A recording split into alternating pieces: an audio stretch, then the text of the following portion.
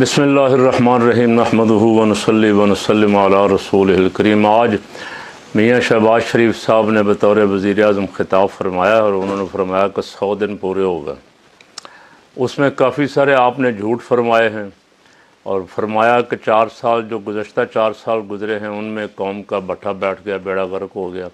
تو میاں صاحب ان دنوں جن 4 سالوں کا آپ ذکر کر رہے ہیں ان میں باہر سے جو پاکستانی بیچارے کام کرنے گئے ہوں، اوورسیز پاکستانی 31 ارب ڈالر سالانہ بھیجتے تھے۔ اب وہ 20-22 پہ پھر اور نیچے آ گیا ہے۔ تو بٹھا آپ نے بٹھایا یا انہوں نے بٹھایا، یہ فیصلہ آپ کر لیں۔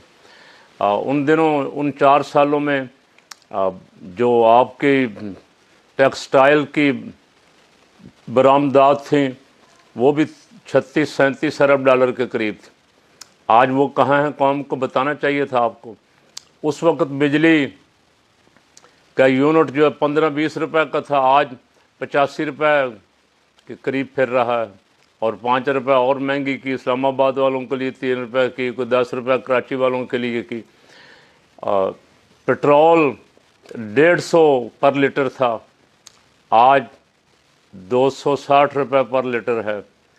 ڈالر 170 کا تھا، آج 285 یا 300 تک بھی نہیں مل رہا۔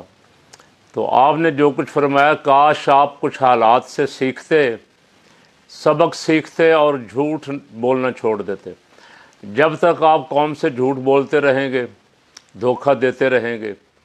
آپ کہہ رہے ہیں کہ زرداری اور نواز شریف کی رہنمائی میں ہم آگے بڑھ رہے ہیں، اور آپ پتہ نہیں کہاں تک بڑھ جائیں گے۔ یہاں تک جہاں تک بڑھ گئے ہیں، وہ لندن پہنچ جائیں گے، وہ دبئی پہنچ جائیں گے، اور کہاں تک بڑھ جائیں گے۔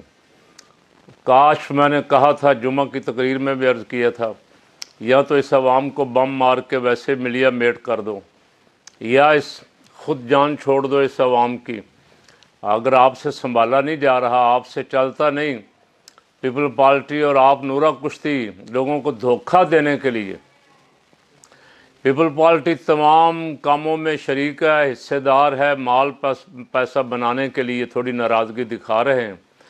وہ کچھ 200-400-500 ارب روپیہ سندھ کے لیے اضافی لیں گے اور راضی ہو جائیں گے۔ ووٹ تو وہ اسی تنخواہ پہ دیں گے، اسی تنخواہ پہ کام کریں گے، بجٹ پاس کروائیں گے۔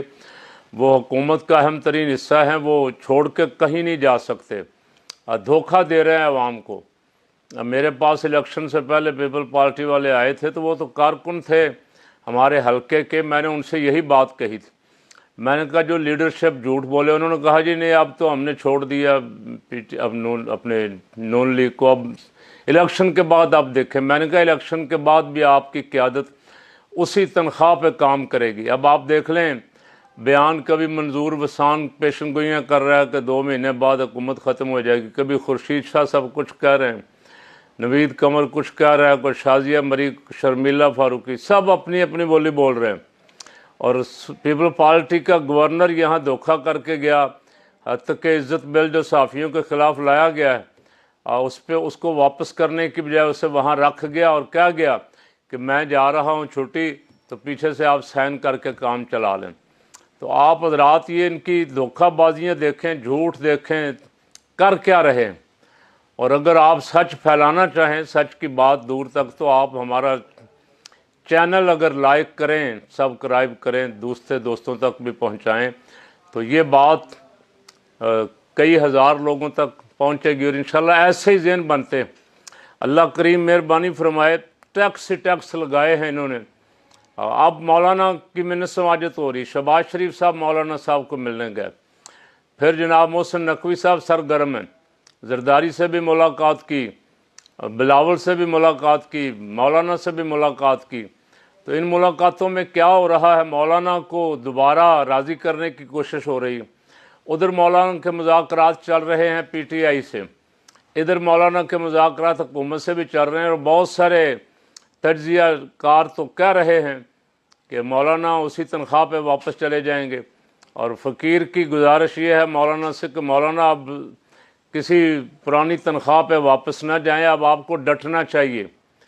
ہاں، اگر زرداری صدارت چھوڑے، آپ کو صدر بنائے، تو پھر فقیر کی خواہش یہ ہے کہ آپ ایک دفعہ صدارت کے مزے ضرور لوٹ لیں. آپ نے بڑی قربانیاں دی ہیں, آپ نے عوام سے بڑی گالیاں کھائی ہیں, آپ کا حق بنتا ہے صدارت, لیکن اس سے کم اگر کسی بات پہ آپ راضی ہو گئے تو پھر آپ نے سمجھ لیں اپنی سیاست کا سوا ستیہ ناش کر لیا.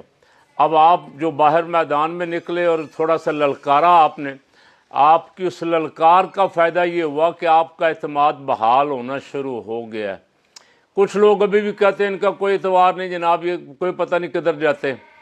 تو آپ ذرا قائم رہیں, ڈٹے رہیں, کوئی ایسا قدم نہ اٹھائیں جس کی وجہ سے پھر دوبارہ آپ پہ کوئی الزام آئے, بدنامی ہو. اور فقیر کی خواہش یہ ہے کہ آپ جو تگ و دو کر رہے ہیں وہ صرف کشمیر کمیٹی کے چیئرمین کے لیے نہ کریں, آپ دینی قوتوں کو اکٹھا کرنے کی تگ و دو کریں. ایک پلیٹ فارم بنائیں اور ان سیکولر جماعتوں سے جان چھڑا کے میدان میں آئیں. آپ میدان میں جب تک اکٹھے ہو کے نہیں نکلیں گے رزلٹ یہی ہوگا. میں الیکشن سے پہلے کئی دفعہ کہہ چکا, کئی پروگراموں میں, جلسوں میں کہہ چکا آن ریکارڈ, یہ رزلٹ جو آیا ہے یہ میں پہلے بیان کر چکا ہوں کہ آپ کے ساتھ ہاتھ ہوگا, آپ کو آنے نہیں دیا جائے گا, اپنی مرضی کے پپٹ لفافے جتوائے جائیں گے, ان سے کام لیا جائے گا. تو آپ جب اپنے موقف پہ کھڑے ہو جائیں گے, ایک نظریے پہ کھڑے ہو جائیں ڈٹ کے, تو قوم آپ کے ساتھ کھڑی ہوگی. اللہ تعالیٰ اس ملک پہ رحم فرمائے اور ہمیں اس ملک کی حفاظت کے لیے جد و جہد نصیب فرمائے.